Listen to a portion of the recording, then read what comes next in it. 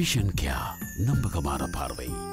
எங்க பார்த்தாலும் இப்ப விஷன் கேயா. இப்ப அண்மையில நானும் நவாவும் சொல்லியிருந்தோம், இந்த விமான கிட்டத்துல ஒரு விமானம் நடுவானத்துல அப்படியே நடுங்கின குலுங்கினதுன்னு சொல்லியிருந்தோம். ஒரு முதியவர் கூட பலியாயிருந்தார். எங்க என்று சொன்னால் லண்டனில் இருந்து சிங்கப்பூர் நோக்கி சென்ற விமானம் தான் நடுவானில் குலுங்கியதாக நாங்கள் அண்மையில சொல்லியிருந்தோம். இப்ப நான் காலையில சாப்பிட்ற நேரம் ஜோசு இந்த விமானங்கள்ல எல்லாம் பறக்கும் போது பயமா இருக்குது.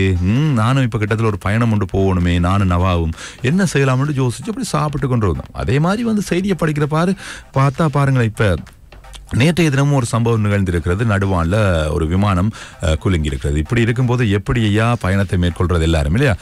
கட்டா ஏர்வேஸ் நிறுவனத்துக்கு சொந்தமான விமானம் நடுவானில் திடீரென குலுங்கியதாக சர்வதேச ஊடகங்கள் செய்தி வெளியிட்டிருக்கிறது. ஆக டோஹா கட்டாரில் இருந்து தான் அந்த விமானம் புறப்பட்டு செல்கின்ற நிலையில விமானம் அப்படியே நடுவானில் நடுங்கியதாக சொல்லப்பட்டிருக்கிறது. 6 ஊழியர்கள், அதே மாதிரி பணியாளர்கள் 6 பணியாளர்கள், அதே மாதிரி பயணிகள் உட்பட 12 பேர் காயமடைந்துள்ளதாகவும் சொல்லப்பட்டிருக்கிறது. உடனே இடையில உள்ள ஒரு இடத்துல கொண்டு அப்படியே விமானத்தை தரை இறக்கி அவங்களுக்கு சிகிச்சை அளித்ததாகவும் சொல்லப்பட்டிருக்கிறது. கொரோனா வந்தது, வந்துவிட்டு சென்றது. ஆனால் இன்னும் அதனுடைய அலை முடியவில்லை. அதோட பேச்சுக்களும் முடியவில்லை. நிறைய பாடங்களை எங்களுக்கு கற்றுவிட்டு தந்து சென்றிருக்கிறது. கொரோனா கற்றுத்தந்த மிகப்பெரிய பாடம் என்னன்னு சொன்னால், முன் வீடு, பக்கத்து வீடு, பின் வீடு, கீழ் வீடு, மேல் வீடு, எல்லா வீட்டாரும் சுகாதாரமாக இருக்க வேண்டும்.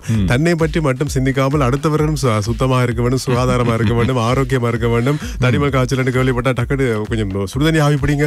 சரி, இப்ப இன்றைக்கு தலைப்பையும் நம்ம அதை கேட்டுறலாம். கொரோனா கற்றுத்தந்த பாடங்கள்ல நீங்க இன்னும் அந்த பின்பற்றி நடக்கிறீங்க ஒரு செயல் என்னன்னு கேட்போம். கொரோனா கற்றுத்தந்த ஒன்று, அது இதுவரைக்கும் நீங்க பின்பற்றுறீங்க என்னன்னு எங்களுக்கு சுருக்கமா சொல்லுங்க.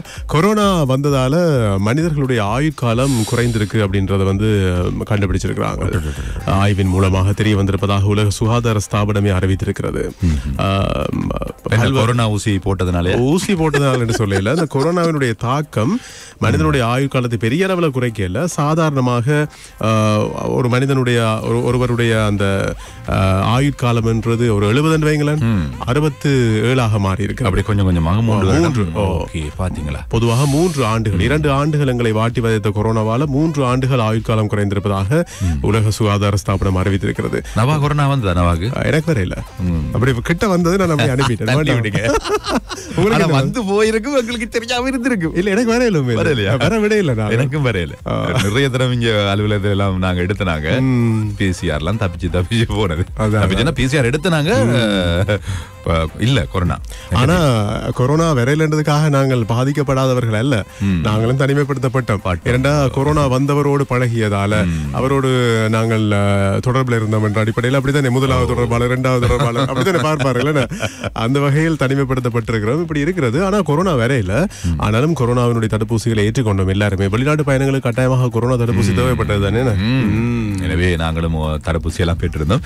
சரி, இது இவ்வாறு இருக்க இப்ப 5ஆம் தர புலமைப்பெற எழுத காத்திருக்க மாணவர்களுக்கான ஒரு செய்தி ஒன்று வந்திருக்கிறது. இன்று 27ஆம் தேதி முதல் அவருடைய விண்ணப்பங்கள் இணைய வழி மூலமாக பரீட்சைக்கான விண்ணப்பங்கள் ஏற்றுக்கொள்ளப்படும் என்று பரீட்சை ஆணையாளர் சொல்லியிருக்கிறார். எதிர்வரும் ஜூன் மாதம் 14ஆம் தேதி வரை இணைய வழி முறையினூடாக நீங்க விண்ணப்பங்களை பெற்றுக்கொள்ளலாம் என்றும் சொல்லப்பட்டிருக்கிறது. ஆக 14ஆம் தேதி நள்ளிரவு 12 மணிக்கு பிறகு இணைய வழி விண்ணப்பங்கள் நிறுத்தப்படும் என்றும் சொல்லப்பட்டிருக்கிறது.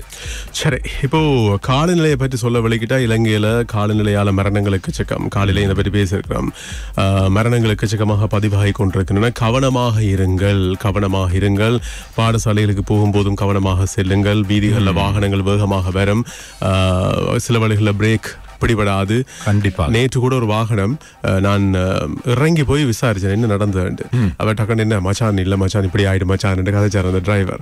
மச்சான் பிரேக் அடிச்ச மச்சான், பிரேக் பிடிபடல மச்சான், யாருக்கும் பாதிப்பு வரக்கூடாதுன்றதுக்காக மச்சான் நான் போய் இந்த தூண்ல அடிச்சு நிறுத்தி விட்டுட்டேன் மச்சான். வாகனம் முடிஞ்சு சுக்குநூறு ஆனாலும் பரவாயில்ல மச்சான், யாருக்கும் உயிராபத்து சொன்னார். சொல்லும் போது மேல எனக்கும் கஷ்டமா கவலையா இருந்தது. பாத்தீங்களா? அதே மாதிரி இப்ப அனாவசியமாக நீங்க மரத்துகள் எல்லாம் நிக்க வேண்டாம். அது எப்ப விழும் எப்ப முறிஞ்சு விழும் தெரியாது இல்லையா? ஆக எங்கட உயிர்களை நாங்களே பாதுகாத்துக் கொள்ள வேண்டும் என்று நாங்களும் கேட்டுக்கொள்கிறோம் உங்களிடம்.